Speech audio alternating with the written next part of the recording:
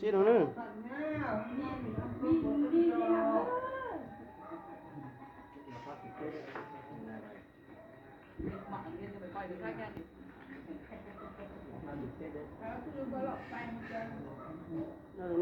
Nó dọc cùi dọc ló đó.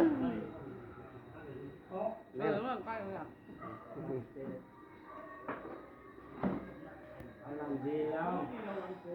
Tí xem ăn muốn cho tí nữa nó xem.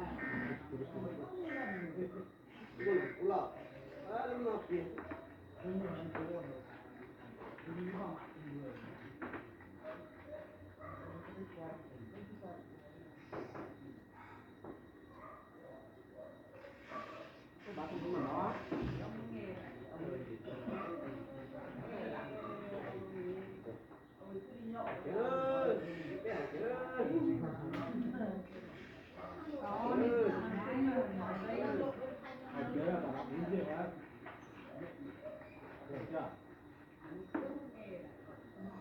Mấy tháng người ta đi lấy cao nào đây? Người ta sẽ làm đâu? Đâu?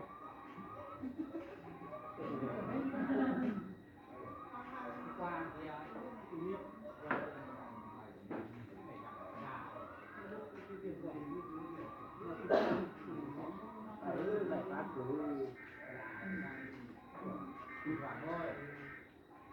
Mama. Mama, tem que lá. Cũng một cái món được thêm một tí tao sẽ được cái làm ngon thôi.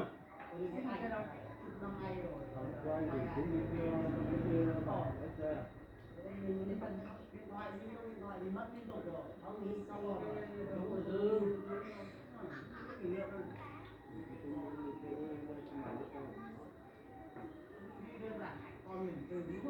Cứ đơn giản vậy.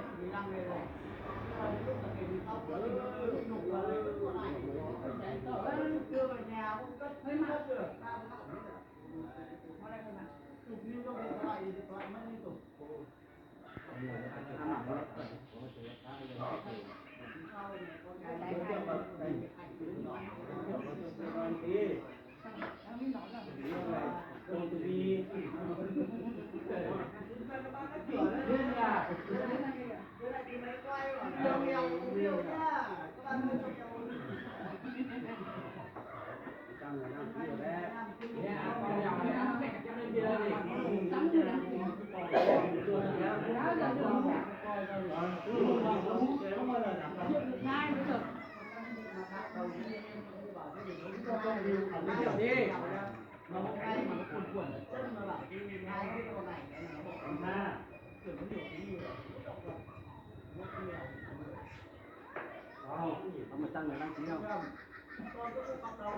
Chưa thấy xem nên nào nữa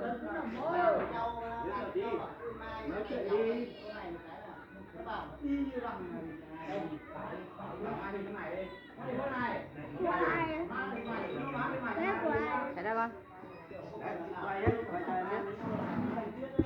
đây là ông sếp các bạn ạ, chồng đi trên cấp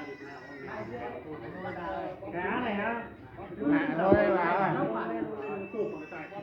Nó quay pin à? Mình ăn cơm hôm nay còn rau.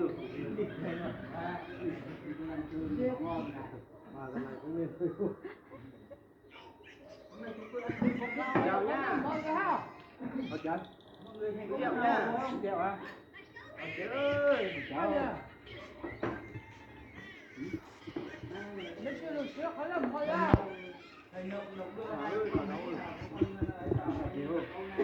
Nói cái gì mà nói rồi.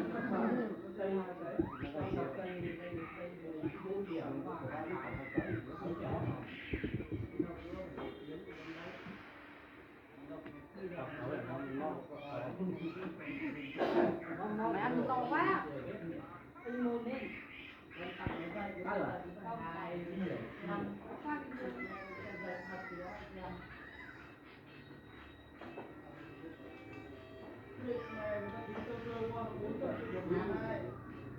Chào cả nhà mình là